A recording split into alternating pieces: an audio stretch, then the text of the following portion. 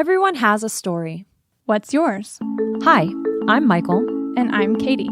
And this is Monumental, a small show about the big things that God does in the lives of ordinary people.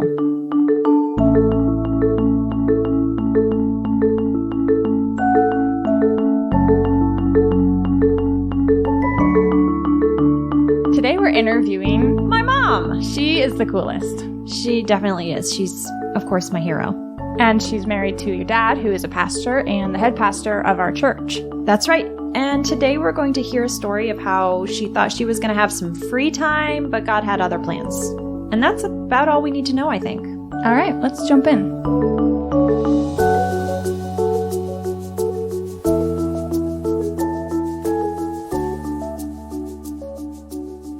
So, can you tell us about how Auntie Elaine came to live with our family, who she is? She is really Tim's aunt. So I had known her a little bit before she came to live with us. We had, maybe different Christmas times or a few visits in the summer. But she was an older, obviously, single. In the olden days, they called them spinsters, someone who had never been married. She actually lived with her parents until they died and stayed in the same apartment in New York City. Wow. Until she came to live with Tim's mom, her sister-in-law. Spent most of her life in the same living in the same apartment. And interestingly, it was under a New York law of, I forget what it's called, but they were not allowed to increase the rent. What was that? Oh, it's called... Seriously. What's it called? Yes. That's insane. Yes. Yeah. So I think there was some great celebration when she moved out.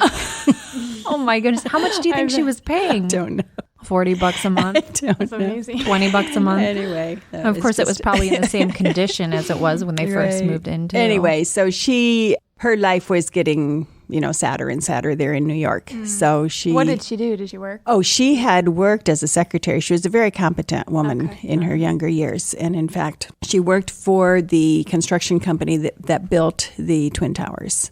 Oh, wow. So anyway, so she was brought to Illinois to live with Tim's mom, who was a widow at that point. And so these two sister-in-laws lived together. And then they were getting older, and Tim's mom needed gallbladder surgery, and Auntie Elaine fell and was in rehab from a hip replacement. We told Tim's mom... just needed too much care. Yes, yeah. Although help each other. Yeah. In such need. Although I guess it wasn't actually quite agreed at that point. We told Tim's mom that we would have her come stay with us for her rehab. And that was in September. In fact, it was right before 9/11. So when we watched on TV, the Twin Towers coming down, and I forget what it was. She had some great quote, like, took 10 years to build and 10 seconds to come down, or something. It was really... Yeah, that would have been particularly hard for her to watch. Anyway, so we had said that we would have her with us during rehab. By Christmas time, when she was supposed to go back to Illinois with Tim's mom, we were just like, we couldn't really we could not imagine them, going back together to live in situation. So we just not because she hadn't improved, or had she also not improved? Well, she was just a very, very weak, very timid at that point. So how that affected me was that I had been working as principal of Lighthouse Christian Academy up until the spring of 2002. Anyway, I had resigned that position because the school had continued to grow, and it was just taking more time than I was able or willing to give it, with 4 kids still living at home. Yeah. And you had been the principal at... So I had resigned it without any big plans for anything. It was just time to be done with that and have someone else take over that. So, but you had resigned apart from Aunt Elaine coming? Yes, yeah. Because this was before Auntie Elaine coming. That's my whole point, actually, is what I was going to say was because I resigned in the spring, went through the summer, and all of a sudden in the fall, Auntie Elaine landed on our doorstep. And so it was like, oh, okay, I guess this was what the Lord had in mind. And she, started out where she could kind of patter around the house and eat crackers and, make her own coffee, in the morning on the stove. She would heat the water until we got to where we didn't really feel like we could trust her with the stove anymore. We were afraid she would leave the gas on. And so we ended up taking the knobs off so that she couldn't. I remember because a couple times, we wandered into the kitchen and she'd be kind of wandering around over in the corner somewhere, and we'd smell this very strong gas smell. Like, oh no! Was she also declining mentally? Oh, yes. Okay. I mean, she didn't have Alzheimer's. It wasn't like No, she wasn't crazy, dementia. crazy. She Yeah. just was very But enough forgetful. that it wasn't like... So this will give you an idea of where she was at with her memory. She really apparently just could not adjust to the idea that we had a girl named Michael. So she literally never, ever once called Michael. Just an opposition. No. It's not a girl's name. I'm not going to use it. I don't know. No, I was like, it just wouldn't come to her mind. She would ask me, where are all the kids? Yeah. And I would go through and list them. And she'd say, well, then everything is copacetic. Once she knew where everybody was. But sometimes she would just say, now, where is our friend today? And that was Michael. That was code for Michael.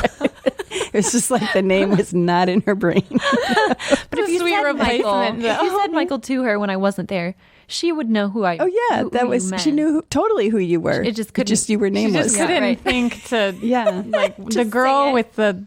It got to where she really wasn't able to walk. This was way longer toward the end, but where we had to, manipulate her. She weighed like 60 pounds. She was absolutely tiny. Very tiny. So we could just lift her out of bed. We could put her in the wheelchair. We could put her in the car. We could put her on the toilet. But one of the things was, it was very, sort of confining for me because she was so attached to me or dependent on me. So I would say to her, Auntie Elaine, I'm going to go to the store now. And she'd say, oh, you just go ahead. That is just fine. I'll be fine here. And she would have her Bible, on her lap in front of her. And I knew she couldn't get up and walk away. So there she was, Well, I would come back hour later, hour and a half, and she'd say, where were you? I was just so worried about you. And I was like, Yeah. So it just got harder and harder. So it was more maybe mentally for her difficult than physically to have, to not have somebody there caring for her. Yes, I don't know. It was constantly. Both. Yeah. Yeah, so I think she wanted to not be alone, but she also was, obviously one of her biggest struggles was fear. It was irritating. It's kind of embarrassing to admit irritation at an older lady like this, but it was irritating for things like you would be holding her arm by arm, leading her to the dinner table or something like this. And, she's so small. Your arms are strong. You're right there. You're holding onto her. There's just really nothing that could happen, But she would just creep forward. Mm-hmm.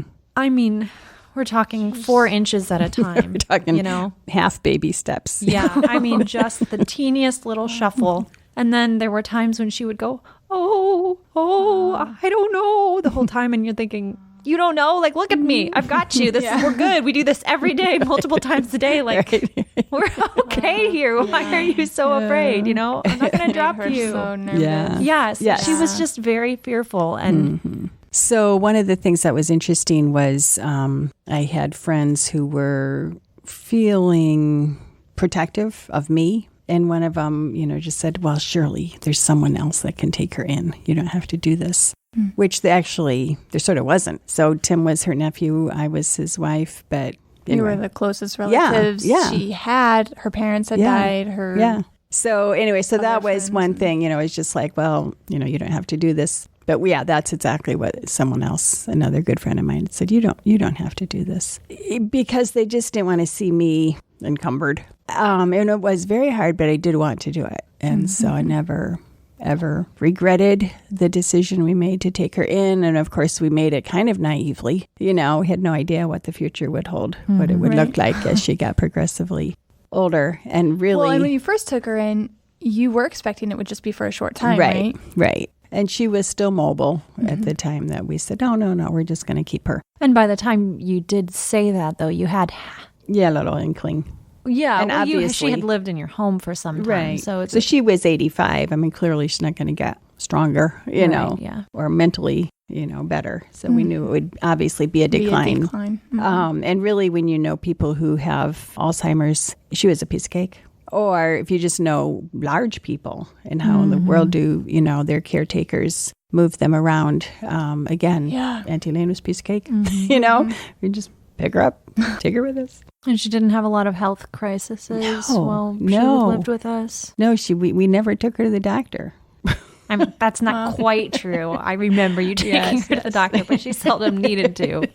Right. It was just kind of like, well, this is an old person. Crises. She needs a checkup, Yeah. Yeah. But, and she, one time we took her to the hospital, we called the ambulance because she had fallen and we weren't really sure if she broke anything. Right.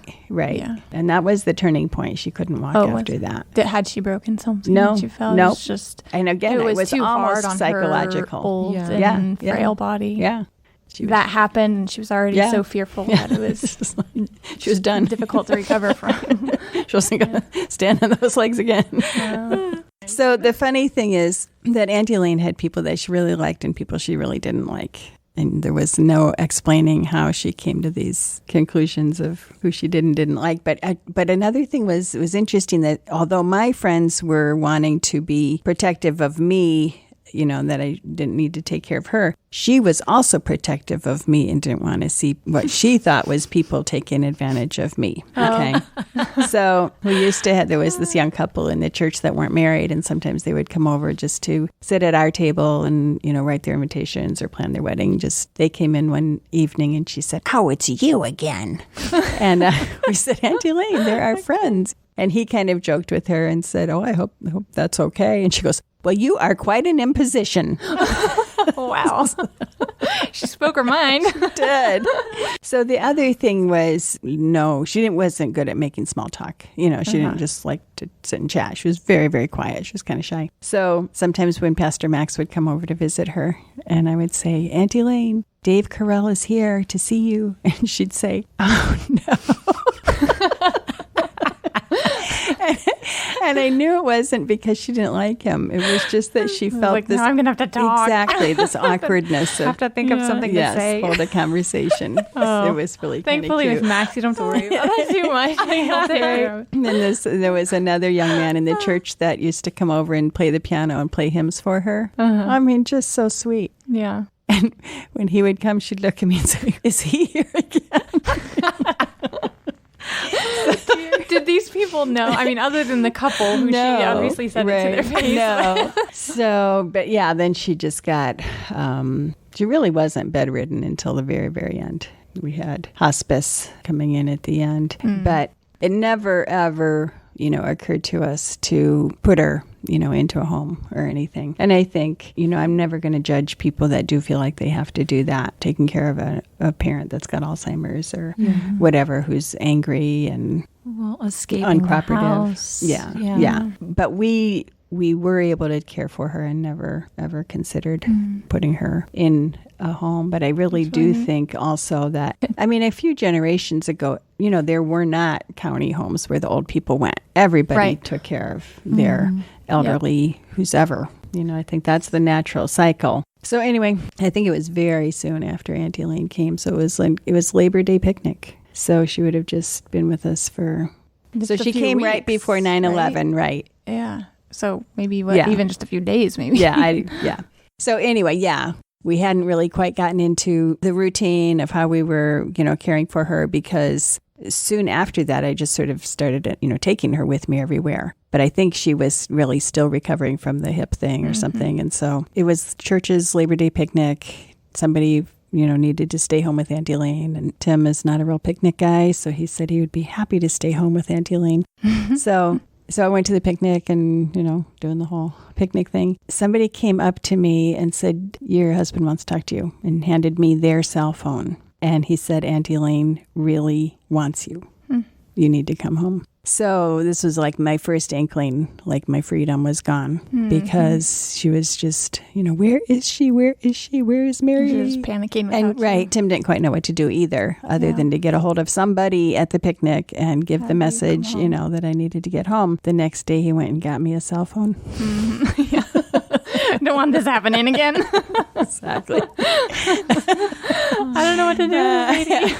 Right. But as I said, it wasn't really long after that I would just put her in the car and take her with me everywhere. But I also remember picnics after that where she was in a wheelchair And I would be, a few feet from her, and she would start talking to the closest person and say, I do not know where Mary Lee is. Where is Mary Lee? And they would turn to me and say, Auntie Elaine wants you. And I'd say, I know she does.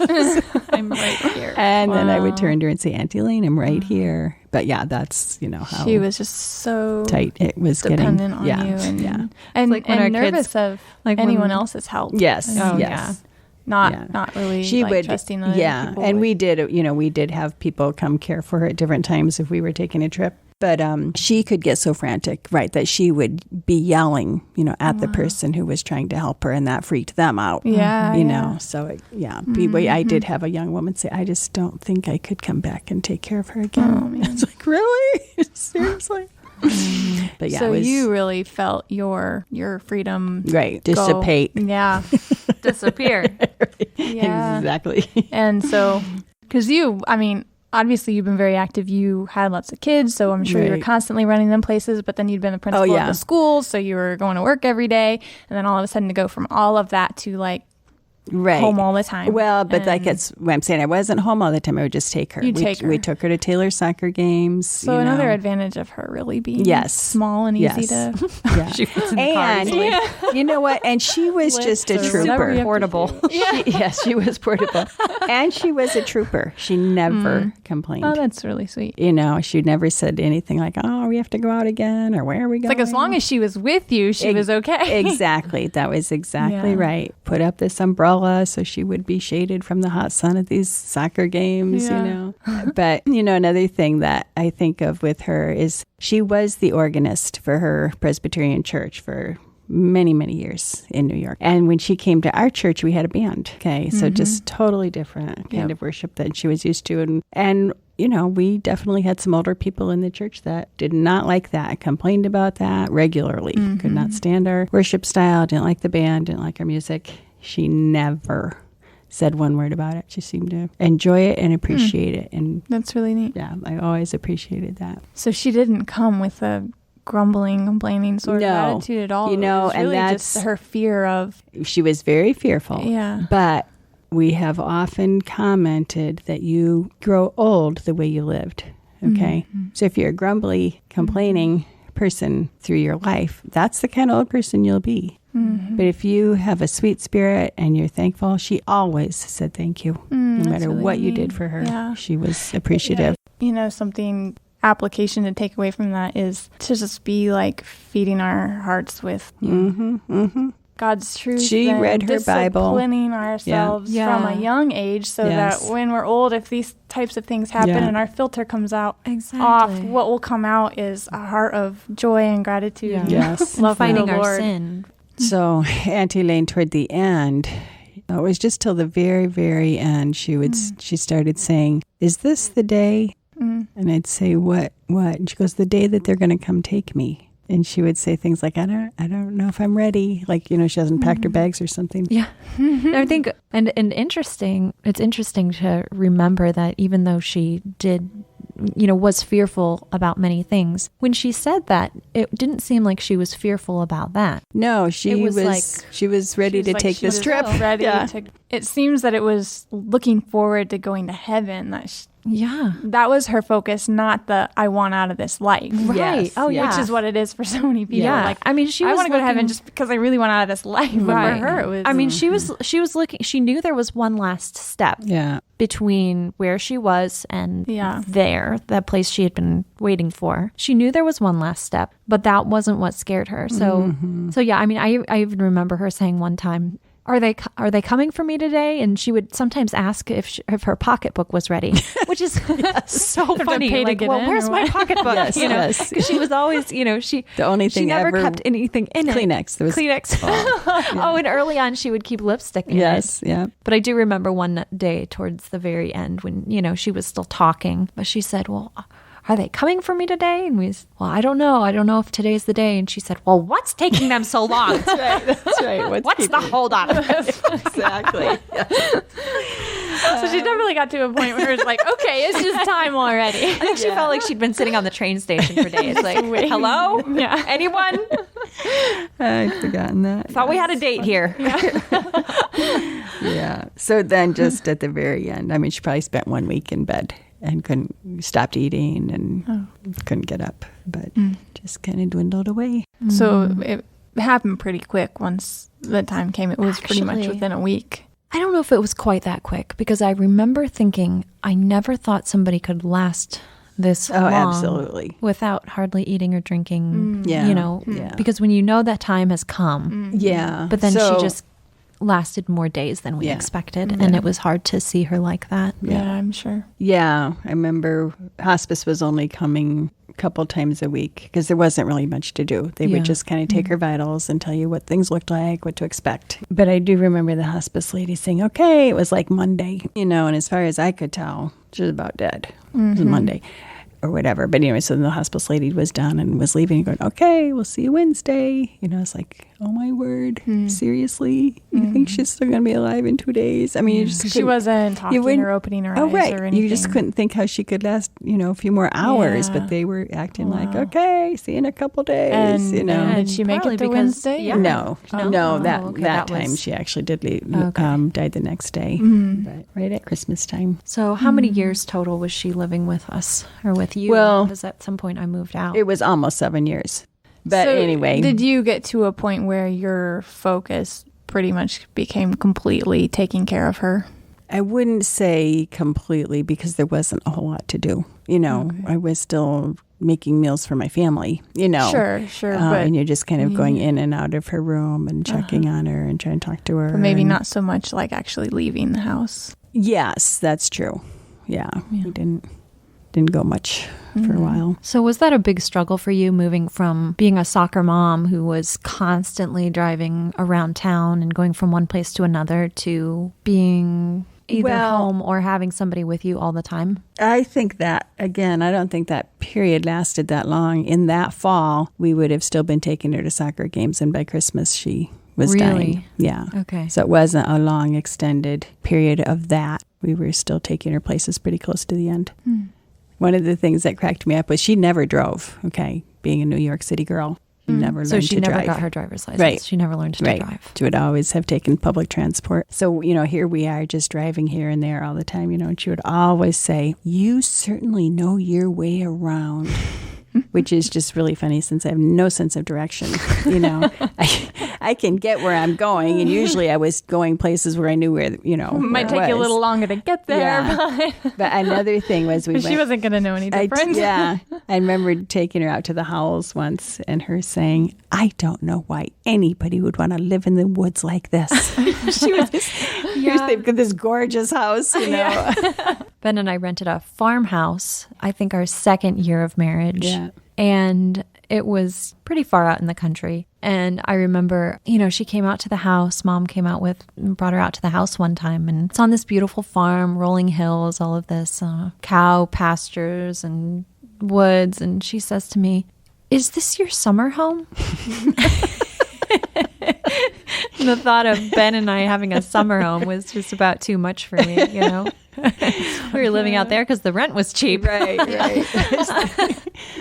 Was I tempting to be like, yes, it is. Why, yes, summer it is. home. And fall and Again, winter. she couldn't conceive of anyone actually living there year round. Cows practically outside your window. Yeah. Oh, yeah. So there are a lot of, if you have a favorite movie as a family or something, there are certain just phrases or sentences that work their way into your family vocabulary. Well, there were just certain things that Auntie Elaine would say over and over again, like the funniest things. And of course, we still say them to this day. But she would look at Taylor, who was, 9 when she moved in. And particularly, she would say this about Taylor a lot, but particularly if he had just gotten a haircut, she would look at him and she would say, he has such a nicely rounded head.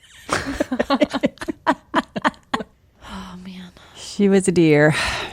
She loved Curtis. Oh, yeah. She loved Curtis. She called him Daddy Longlegs. Because he would tease her. She liked, and John Crumb, too. John she Crumb. Liked the guys that would tease her. She liked Jim Hogue, Yeah. too. Yeah.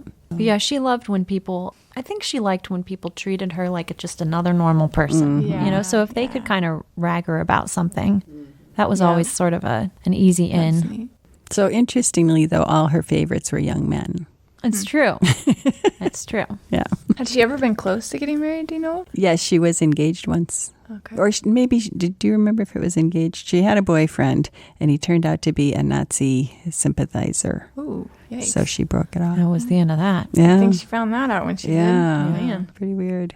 Anyway, we were never, ever sorry that we brought her in. And as hard as it was, we were very happy to have her final years and days with us. It's really So, sweet. yeah, I remember you also telling us about a friend at the end who kept saying, as Auntie Elaine, kept living, even though, saying something along the lines of, well, God must still have something to teach you. Can you tell us that story? Oh, yeah. Yes, if I can reconstruct it. It was interesting, though. Yeah, that somebody would say pretty regularly, well, we couldn't figure out really what was the purpose, for Auntie Elaine to still be alive. And so she would say, well, God still must, have something for us, meaning you, to learn, because I was the caregiver. So I would sort of think, okay, what is it? Because if I could learn it, then this could be over. Yeah. Then everybody could be out of exactly. We could all be done with this difficulty. Yeah. She could be done with this life. I could be done with taking care of her. If I would just learn whatever that was that I was supposed to be learning, Yeah. And I finally just realized that was just totally the wrong way to look at it. As part of my sanctification, I would think it was very instrumental in our whole family. Learning to give to somebody like that didn't have anything to do with learning a lesson. It was good to finally be done with that thought, Yeah. So Stories, God's stories for us are just not that neat and clean, Life is messy. And what is Life it saying is about God, to say that is like, God is just this strict teacher, Yes, who's yes. Yeah. out to teach us a lesson. Yeah. and- I was just talking to somebody last weekend who has just been through a very rough period. And they said, well, in 10 years, we're going to be able to look back and say, oh, okay, now we understand why God brought us through that. And I said, no. Not necessarily. Maybe. Sometimes we can look back and think we understand why God brought us through something, but you may never understand. never know. But that doesn't mean that He didn't have a purpose in it. Yeah. Right. Just that we're very limited in our understanding. Yeah, I think Maybe it's as simple as just us having faith and glorifying God. Yes. Maybe it's about Yes. God. Maybe Yes. it isn't about us. Yeah, absolutely.